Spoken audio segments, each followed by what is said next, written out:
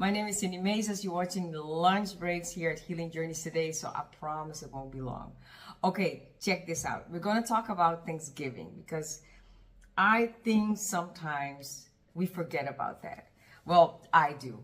And even though I'm someone, I will tell you Thanksgiving should be on top of the list, I can still be not that thankful. And what I mean about that is, you know, life happens. Things aren't just happening. You need to do this and you need to go there. And then you need to do, you know, a lot of stuff can happen with your kids maybe, or your grandkids, or the ministry. Because for me, a lot is just ministry. But it can be things financially, it can be things bodily. So it can be a lot of things that are going on, that is happening. And then, for me, it works like that. Then I'm not that thankful. So I just wanted to show you something. You see here, I got two glasses. And I always love doing this. I just like it, you know, on YouTube. When they do that, I'm like, that's so great when they start doing this. So you see that my glass, it is actually half full or half empty, which way you see it. But then I have the same glass and it's filled to the fullest. Okay. So you see, same glasses. There's nothing different about it. The only thing is how much it's filled. That's the only, you know, thing. Okay. I want to laugh so loud, but okay, listen to this. Thanksgiving. What I see a lot of people do is that you already heard about Thanksgiving. If you go to church, you know, you hear about giving thanks, being thankful, and all those type of things. But what I've seen is that people are doing it like on a automatic pilot, something like that, because it's like Thanksgiving. Yeah, we need to give thanks. That's just something I know I need to do that. So that's why I'm doing that, implement it in my day. So it's just done. Or they do Thanksgiving in the sense that if I give God thanks, then he will give me, because hey, the praises go up, the blessings come down. You know, it's always like when I do this, then Papa God will do that. And that's the same with Thanksgiving. But for me, Thanksgiving, it got this whole new meaning, so to speak, when I was so sick. And for me, the sickness, you know, I always talk about the pain, but it was more than just the pain. There was so much more going on. There was so much emotionally going on. I had so much pain and so much hurt. I lost people. You know, there was so many things going on at the same time. Financially, I mean, when you're so sick, you cannot work. I mean, you know, you get behind on paying bills, and then there's not enough money to pay the bills, and there's so much this and there's so much that. So there was so much more going on than just being sick. Okay, so in 2017, if you haven't heard my story, you can go and check my story out. But in 2016, I got attacked like, whoa. And I had to have an emergency operation, and that saved my life at that moment. But that was not a great quality of life living like that, and I just knew that. So when I came home 2017, I spent like a month and a half in total in the hospitals. Well, I wasn't very thankful there. Sometimes I was, but not always. So what happened was that this whole Thanksgiving just took up another meaning when I started to really search the scriptures concerning this. But first, before I get to those Thanksgiving scriptures that they just lit up my life, let's first go to Isaiah 26:3, because that also has a lot to do with why we are thankful, how we are thankful. So I really want to first go there.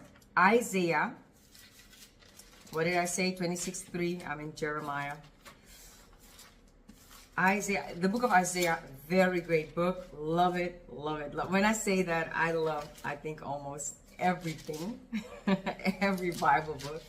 But Isaiah 26:3, and it says here, you will keep him in perfect peace, whose mind is stayed on you because he trusts in you.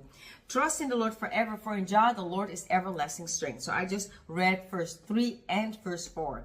Now, of course, if you go and study this out, it has all the yummies in it that we need, you know, yum, yum.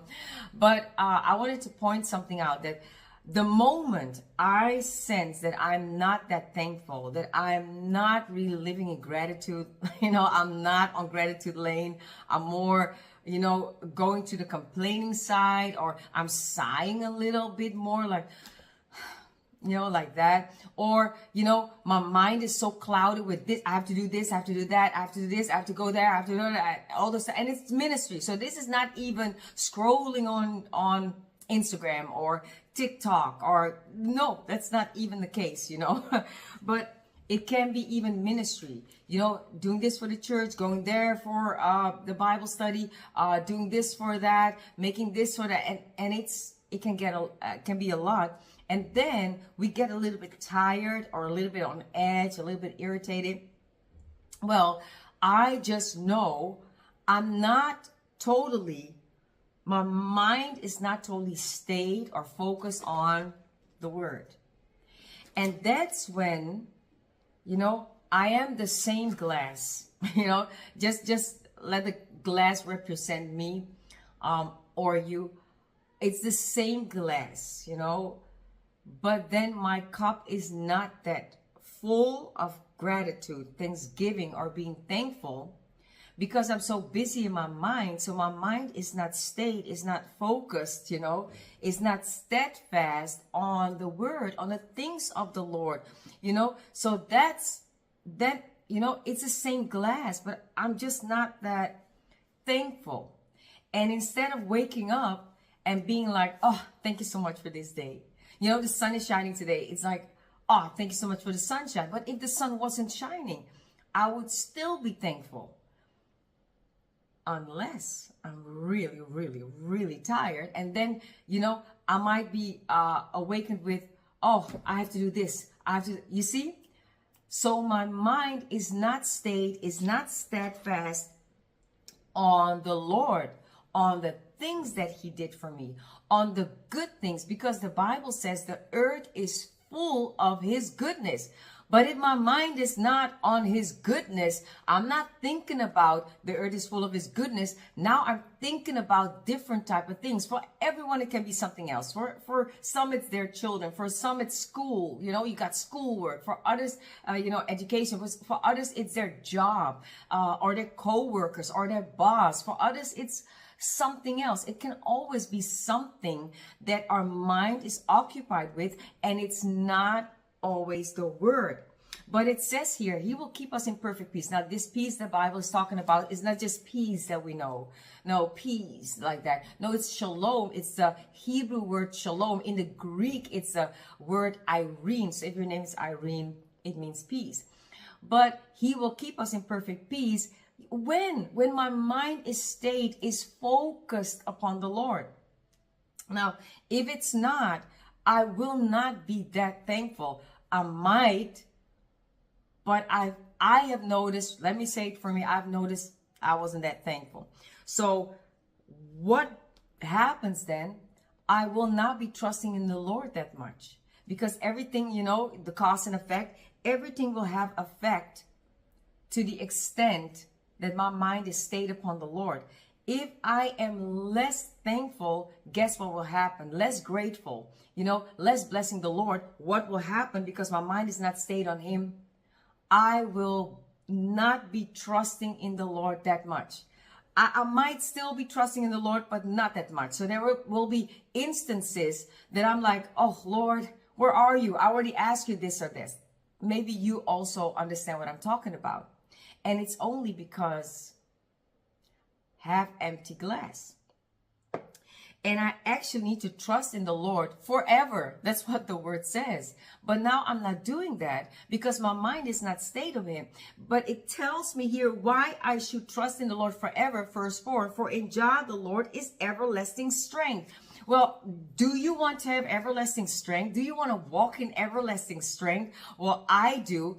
And the thing is, I know you also. So we need everlasting strength. If you're sick, you need strength, right? And now it says everlasting strength. If you are walking in poverty, you know, there's poverty, there's lack, or there's confusion, or there's envy, there's strife, there's jealousy, whatever is going on, you need some strength. So you get into this word, get your mind stayed upon the Lord again. And how can you do that? Right, you're right, by being thankful. So I just want to show you, this is the first part, because I want to do this in series. So it's not just, oh, be thankful and that's it. No, I wanted to show you today that how you can spot not being thankful is because your mind is not really stayed upon the Lord, and that will down spiral into, I'm not really trusting him, and then I don't have the everlasting strength. But I need to actually trust in the Lord, because for in Jah the Lord is everlasting strength, you know. He has it because he is strength. And then the peace will not be there. So that's the first things first. Well, I see you in the next lunch break.